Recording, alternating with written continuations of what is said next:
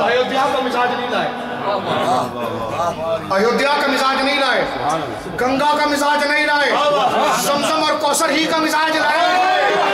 خواجہ جو مزاج ہند میں لایا تھا وہ تھا ہی مدینے کا، اور جو خیرات بٹ رہی ہے بابا فرید کی پاکستان میں وہ مزاج ہی مدینے کا ہے۔ تمہارے تانوں پر ہم پوری تقریر نہیں کر سکتے، تم نے ہمارے سینے کی جگہ بھی محسوس نہیں کی ہے، تمہیں بتایا اردو بولی کس طرح جاتی ہے اور تانے کہے کس طرح جاتے ہیں۔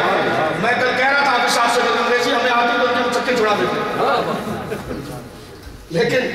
میں حضرت سے بھی عرض کرتا ہوں حضور کو کوشش آپ بھی فرمائے اور میں بھی کرتا ہوں، کیونکہ یہ ذمہ داری کتنی خوبصورت پیر صاحب نے انگلش کی کہ کم سے کم یہ جو انگلش میں ٹان ٹان کرتے ہیں نا، ایک سیکنڈ میں ان کی ٹان ٹان بنتے ہیں، ایک سیکنڈ میں ٹان ٹان بن کر دی جائے۔ میں کہتا ہوں ترجمان بٹھائیں اور بات کریں ہم سے، آپ ترجمان بٹھائیں، ورس نمبر فلانا نہ ورس نمبر فلانا نہ ڈائی، میں نے کہا ورس فرس کرنے سے کچھ نہیں ہوتا، ذکر حسین سے ہی ماننا۔ کہتے جی یزید جنتی تھا، میں نے کہا عمر بن عبدالعزیز نہیں ہے ورنہ تیرے پیچھے 20 کوڑے مارتے، 20 کوڑے مارتے۔ کہتے یزید جنتی، یزید دور تابعین میں تھا، یزید حضور کے قریب ہونے کا ایک ہی واسطہ ہے اس کے پاس، صحابی کے ذریعے۔ اب مجھے بتائیے کہ پیر صاحب قبلہ ہیں، اتنے بڑے غوث وقت کی اولاد ہوں ماشاءاللہ، حضور خطیب پاکستان ہے، یہ فقیر گناہگار ہے، ہمارے اور سرکار کے درمیان کئی واسطے ہیں، لیکن ہمارے استادوں کی طرف سے ہمیں ایک حدیث ضرور ملتی ہے جس کی اجازت ہے ہمیں وہاں تک پہنچاتی ہے، اس میں کئی واسطے ہوتے ہیں، 36 38 40 42 کئی واسطے ہوتے ہیں، لیکن یزید کا تو ایک ہی واسطہ تھا، لیکن اس کو حدیث بیان کرنی چاہیے تھی،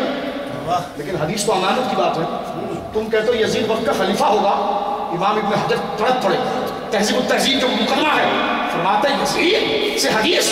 فرمایا لیس لأہل العلم عنہ، وہ بدبخت تھا، اس کی حیثیت نہیں تھی کہ مبارک حدیث اس سے نہیں ہے۔ علماء نے یزید سے حدیث لینا پسند نہیں کیا اور حسین کو نبی نے سر پر اٹھانا پسند کیا۔ یہ شہزادوں کی لڑائی ہے۔ یزید جس جنت میں گزرتے ہو اس کو پرچیوں سے کیوں گزرتے ہو؟ بیٹھ کر بات کرو نا، اس کے لیے جنت تم نے بنائی کون سی ہے؟ بنائی کون سی جنت ہے اس کے لیے تم نے؟ حسین کے لیے تو وہی جنت بنی ہے جس کے مالک نانا ہے اور بادشاہ حسین ہے۔ سید اور حضرت حسین ہے کون؟ ابن کثیر کہتے ہیں ہمارا سب سے بڑا عالم ہے، میں نے کہا سنیے انہی کی بات، البدایہ والنہایہ ترجمہ حسین پر جملہ سنیے، یہ 1 2 حوالے 5 منٹ سے زیادہ وقت نہیں ہے، اب تک توجہ سنیے، آخری 3 کی بات آپ کی نظر کر رہا ہوں۔ فرمایا کہ جب امام حسین کے مخالفت میں یزید کھڑا ہو گیا، اب دیکھا گیا کہ افضل کون ہے، اور میں بڑے رسوخ سے کہتا ہوں، امام احمد رضا کا غلام ہونے کی حیثیت سے کہتا ہوں، اس نظریے کا پابند ہونے کی حیثیت سے کہتا ہوں، اور رضویوں کو بھی دعوت فکر دیتے ہوئے بات کرتا ہوں، سنو حسین تو حسین ہے، یزید کے پاس تو کچھ بھی نہیں تھا، یزید کے والد کے پاس تو پھر بھی صحابیت تھی، وہ صحابیت لے کر بھی حسین کے جوتے کا مقابلہ نہیں کر سکتا۔ اس پر بات کرنے ہم سے امام حسین کا رتبہ صحابیت میں اتنا اونچا ہے، جانے ترمذی میں حدیث ہے، حضور نے فرمایا سرکار نے اللہ نے مجھے 14 نقیب دیے، مشورہ دینے والے، مشورہ لینے والے، ہر ایک کو 3 دیے، مجھے 14 دیے، 14 میں کون؟ فرمایا ابو بکر عمر عثمان علی و حسن و حسین۔ یا رسول اللہ، ابو بکر تو آپ سے پڑھتے ہیں، خطیب صاحب نے جملہ کہا تھا، ابو بکر تو آپ سے پڑھتے ہیں، عمر تو پڑھتے ہیں، حسن حسین تو صفوں میں کھیلتے ہیں، یہی تو دیکھو جو گود میں کھیلتا رہا وہ اس صف میں کھڑا ہو گیا کہ صف میں عمر کھڑے ہیں، صف میں عثمان علی کھڑے ہیں۔ یہ سنیوں کا ماخذ پڑھ رہا ہوں جامع ترمذی، اور سنیہ البدایہ والنہایہ ابن تیمیہ کے شاگرد حافظ ابن کثیر لکھتے ہیں کہ حسین جب کربلا گئے رضی اللہ تعالیٰ ان کا مقام کیا تھا؟ مقام کیا تھا؟ کون افضل تھا؟ ابن کثیر لکھتے ہیں انما مائلہم الی الناس حسین ابن علی، ساری کائنات کا میلان حسین ابن علی کی طرف تھا، کیوں؟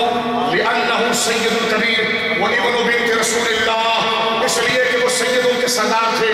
رسول اللہ کی بیٹی کے بیٹے تھے۔ نہیں سمجھا؟ وہ حوالے کی قدر سمجھو قدر، یہ حوالہ ایسا ہے کہ قریب بھوتوں کے 24 گلیاں چھوڑ کر بھاگے گا وہ، سنیہ حوالہ۔ ابن کثیر لکھتے ہیں انما مائلہم الی حسین ابن علی، ساری خدائی کا رجوع اس وقت حسین ابن علی کی طرف تھا، کیوں تھا؟ لأنہ سید الکبیر و ابن بنت رسول اللہ،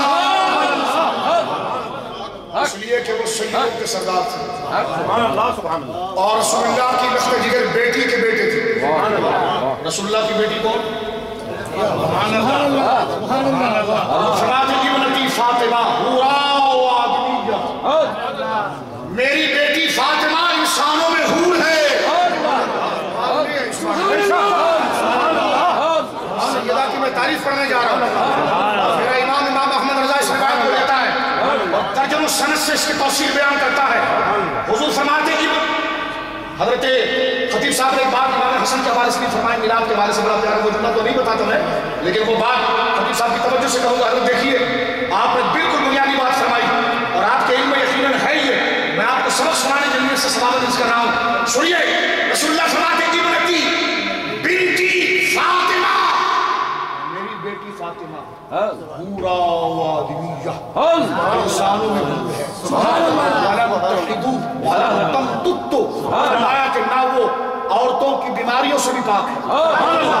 عورتوں کی بیماریوں سے پاک تیری نسل پاک میں ہے بچہ بچہ نور کا تیری نسل پاک میں ہے بچہ بچہ نور کا میں نے حدیث پڑھی ہے ڈرامہ نہیں کیا کوئی ناول نہیں پڑھی کوئی اوٹ پٹانگ بات نہیں پڑھی رسول اللہ کا قول پڑھا ہے میری بیٹی فاطمہ انسانوں میں حور ہے عورتوں کی گندگی سے وہ پاک ہے عورتوں کی گندگی سے پاک بشر کیسے ہو سکتا ہے میرے باپ کہتا چپ کر میرے کر پڑھ تیری نسل پاک میں ہے بچہ بچہ نور میں تقریر ختم کرنے لگا میں تمہیں واسطہ بنا کر اپنی مغفرت چاہوں گا تمہیں چھوڑوں گا نہیں کیونکہ تم مجھے پہنچاؤ گے اور لگا ہوا کہ آپ سنو تیری نسل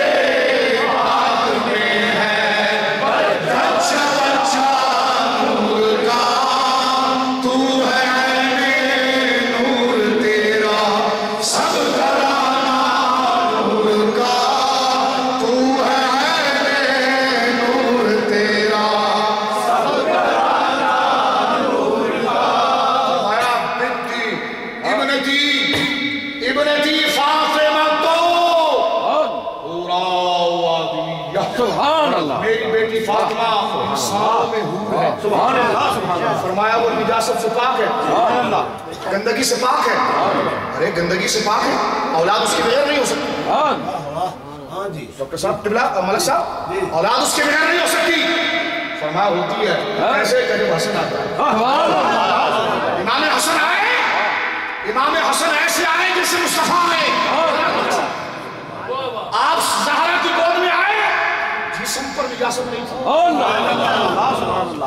ہاں حضور جسم پر امام حسن کی نجاست نہیں تھی یہ لکھا سیرت نگاروں میں گود میں آئے کہ گندے خون سے جب آئے بچہ تو گندا ہوتا ہے نور سے آئے تو پھر خوشبو آمنہ بھی سفید اور یہ سبحان اللہ میں نے میلاد تو پڑھا ہی نہیں ہے میں تو ایسے ہی آپ کے سامنے بات کر رہا ہوں تو میں نے پڑھنا تھا میلاد والی حدیث لیکن وقت نہیں ہے میں آپ کو بتا رہا ہوں حضور کیسے آئے کہ حضور کے جسم پر نجاست نہیں تھی کیوں وہ برتن ہی پاک حضور پاک وہ برتن پاک صدف پاک سیدہ آمینہ پر بھونکنے والوں مریم بھی آگے گردن جھکاتی ہے پورے گردن جھکاتی ہے سید الانبیاء جس کے پتنے پاک میں ہو رسول اللہ کی سواری پر بیٹھے وہ سواری جنت حضور کا یافر مرم باؤلا کی شکل میں جنت میں جائے گا یونس علیہ السلام کی مچھلی جائے گی جنت میں نبی کا جسم جانور سے لگ جائے گا جنتی جو سیدہ کے بطن میں 9 مہینے رہے وہ سیدہ کی شان امام حسن جب پیدا ہوئے نا امام حسن تو جسم پر گندگی نہیں تھی آنکھوں میں سرما تھا بولی سبحان اللہ چہرہ چمک رہا تھا بولی سبحان اللہ حسن نام ایسا نہیں رکھا اسم کا مسمہ تھے حسن کا پیکر تھے یہ کیسے ہوا بغیر اس نجاست کے تو ولادت نہیں ہوتی فرمان نور ایسے ہی آتا ہے نور بغیر اس کے آتا ہے حضور فرمان سوئیے وَإِنَّمَا سُمِّيَتْ فَاطِمَةٌ فرمایا میری بیٹی ان نجاستوں سے پاک ہے، اس کا نام میں نے فاطمہ رکھا۔ کیوں؟ فاطمہ کا معنی ہے دور کر دینے والی، چھڑا دینے والی، آزاد کروا دینے والی، اور کئی معنی ہیں۔ فرمایا وَإِنَّمَا سُمِّيَتْ فاطمہ لِأَنَّهَا فَطَمَتْ لِأَنَّ اللہ تعالی فَطَمَهَا وَمُحِقَّهَا مِنَ النَّارِ، اس لیے کہ رب نے میری بیٹی کو بھی جہنم سے آزاد کیا ہے۔ جو میری بیٹی کا احترام کرے خدا نے اس کو بھی جہنم سے آزاد کیا ہے۔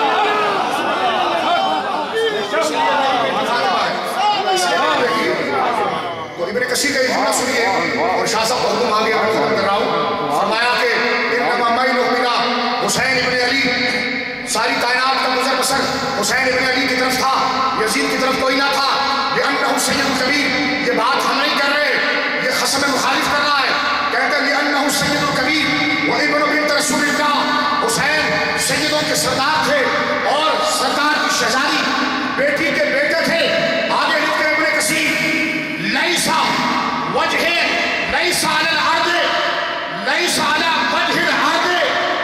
احد یساویہ و یساوی، اس وقت ہوئے زمین پر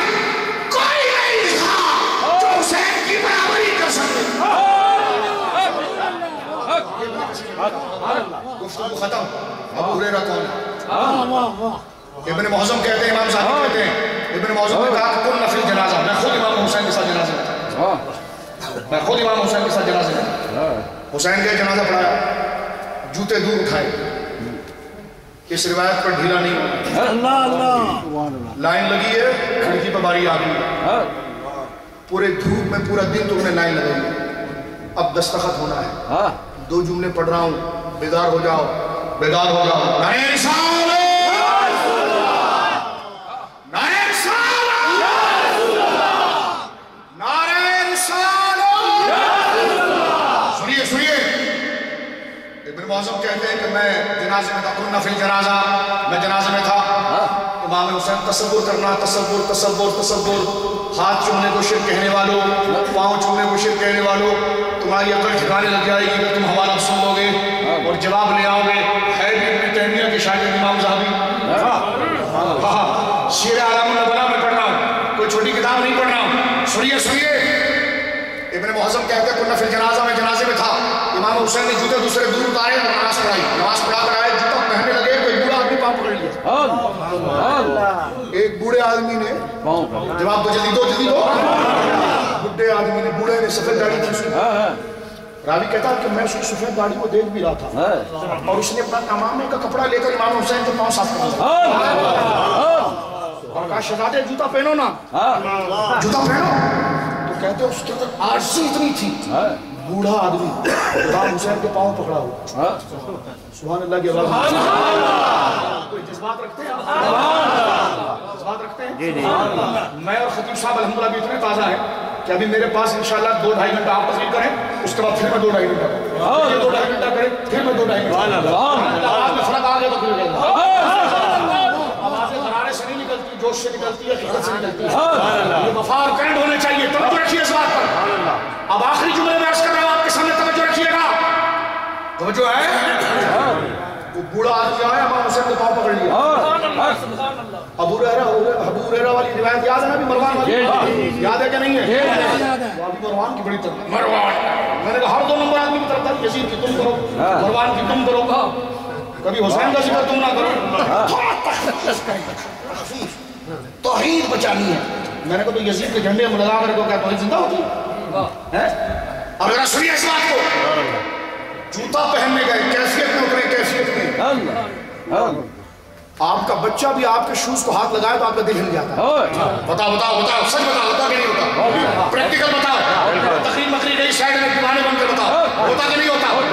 آپ کی چھوٹی بچی، سبحان اللہ، اللہ اس کی قسمت اچھی کرے، آپ جب جاتے ہیں تو اس کی ممی کہتی ہے بیٹا جاؤ پپا کو بوٹ دو، تو آپ کہتے ہیں نہیں میں خود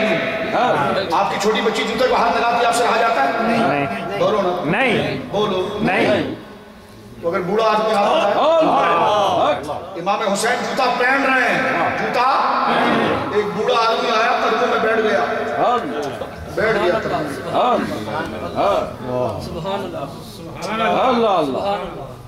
اور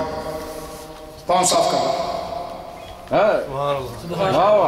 پیارے یہ جوتا پہنو نا جوتا پہنو عاجزی اتنی ہے انکساری اتنی ہے کہ حضرت ابن محزم کہتے ہیں میں حیران ہوا کہ اتنی گڑگڑا کر یہ کون حرکت کر رہا ہے امام حسین کے پاؤں کو صاف کر رہا ہے وہ کپڑے سے اپنے امامے کے اور جوتا آگے کر رہا ہے روایت میں آتا ہے ینفضو نفادا ینفضو کپڑے سے صاف کرنا